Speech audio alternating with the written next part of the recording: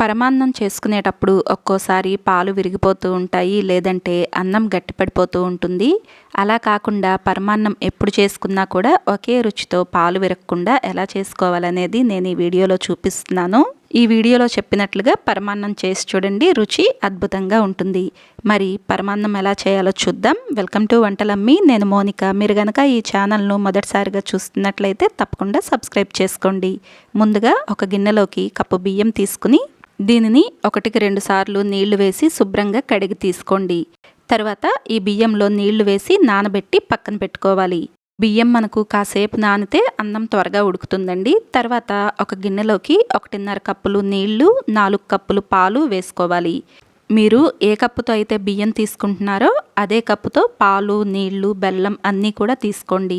పాలు వచ్చేసి మనం తీసుకున్న నీళ్ళ కంటే రెట్టింపు లేదంటే దానికన్నా ఎక్కువగా కూడా తీసుకోవచ్చు. ఇలా పాలు ఎక్కువగా తీసుకోవటం వలన మనకు పరమాన్నం మంచి రుచిగా వస్తుంది. నేను ఇక్కడ 1.5 కప్పుల నీళ్లకు 4 కప్పుల పాలు తీసుకున్నాను. తీసుకున్న ఈ పాలు వచ్చేసి 1 లేదా 2 పొంగులు వచ్చేంత వరకు ఇలా మరగనివ్వాలి. పాలు మరగటం మొదలైన తర్వాత స్టవ్ను పూర్తిగా తగ్గించేసి సన్నని మంటపైకి పెట్టుకుని మనం ముందుగానే నానబెట్టి పెట్టుకున్నాం కదా, ఈ బియ్యంను పాలల్లోకి వేసుకోవాలి. ఇలా బియ్యం వేసుకున్న తర్వాత ఒకసారి ఈ మొత్తాన్ని కలిసేలాగా గరిటెతో కలుపుకోండి.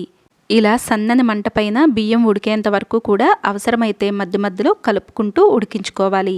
మనకు ఇలా సన్నని మంట మీద ఉడికించుకుంటున్నాం కాబట్టి కాస్త సమయం పడుతుంది అన్నం ఉడకటానికి. ఈలోపు మరొక పొయ్యి పైన ప్యాన్ పెట్టుకుని దీనిలోకి 2 స్పూన్లు నెయ్యిని వేసుకోవాలి. దీనిలోకి జీడిపప్పులు వచ్చేసి 10 నుండి 15 వరకు తీసుకోవాలి. ఇవి కాస్త వేగిన తర్వాత జీడిపప్పులతో పాటు కొద్దిగా కిస్మిస్ కూడా వేసుకుని వీటిల్ని సన్నని మంట మీద నిదానంగా వేయించుకోవాలి. ఈ జీడిపప్పు కిస్మిస్ వచ్చి కాస్త రంగు మారేంత వరకు నిదానంగా కలుపుకుంటూ వేయించుకుని వేగిన తర్వాత తీసి పక్కన పెట్టుకోండి. మనకు ఈలోపు వేసుకున్న అన్నం మంచిగా ఉడికి పాలు కూడా చాలా వరకు ఎగిరిపోయాయండి. వీడియోలో చూపిస్తున్నట్లుగా ఇలా వచ్చేంత వరకు కూడా అవసరమైతే మధ్య మధ్యలో కలుపుకుంటూ ఉడికించుకోండి. ఇలా దగ్గర పడినప్పుడు దీనిలోకి 1.5 కప్పులు బెల్లం తురుమును వేసుకుని గరిటెతో ఈ బెల్లం తురుము అన్నంలో బాగా కలిసేలాగా ఇలా కలుపుకోవాలి. మనం బెల్లం తురుము వేసుకుంటున్నాం కాబట్టి అన్నంలో త్వరగా కలిసిపోతుంది. అలాగే మనం బెల్లం వచ్చేసి అన్నం ఉడికిన తర్వాత ఆఖరిలో వేసుకుంటున్నాం కాబట్టి పాలు విరగటం లాంటివి ఏమీ ఉండవండి. వేసుకున్న బెల్లం తురుము అన్నంలో పూర్తిగా కలిసి కరిగే వరకు మధ్య మధ్యలో ఇలా కలుపుకుంటూ ఉండండి. ఇలా బెల్లం పూర్తిగా అన్నంలో కలిసిన తర్వాత దీనిలోకి 2 యాలకులను దంచుకుని ఈ యాలకుల పొడిని వేసుకోండి. ఈ యాలకుల పొడి కూడా పరమాన్నంలో బాగా కలిసేలాగా ఒకసారి కలుపుకోండి. మనం వేసుకున్న బెల్లం కరిగిన తర్వాత అన్నం వీడియోలో చూపిస్తున్నట్లుగా ఇలా కాస్త పలచబడుతుంది. ఇది కాస్త దగ్గర పడేంత వరకు మధ్య మధ్యలో కలుపుకుంటూ ఉండండి.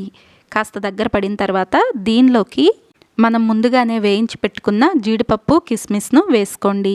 దీంతో పాటుగా 1-2 స్పూన్లు నెయ్యిని కూడా వేసుకోండి. నెయ్యి వేయటం వలన పరమాన్నంకు మంచి రుచి వస్తుంది. మీకు నచ్చితే ఇంకా ఎక్కువ నెయ్యిని కూడా వేసుకోవచ్చు.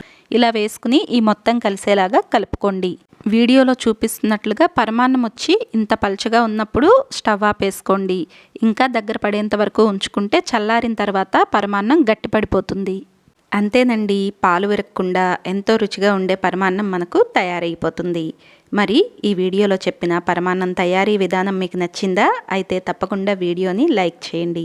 పరమాన్నం ఈ పద్ధతిలో ఒకసారి ట్రై చేసి మీకు ఎలా అనిపించిందో కమెంట్ చేయండి. వీడియోని షేర్ చేయండి. ఇలాంటి మరిన్ని రెసిపీస్ కోసం వంటలమ్మి ఛానల్ను సబ్స్క్రైబ్ చేసుకోండి. Thank you for watching.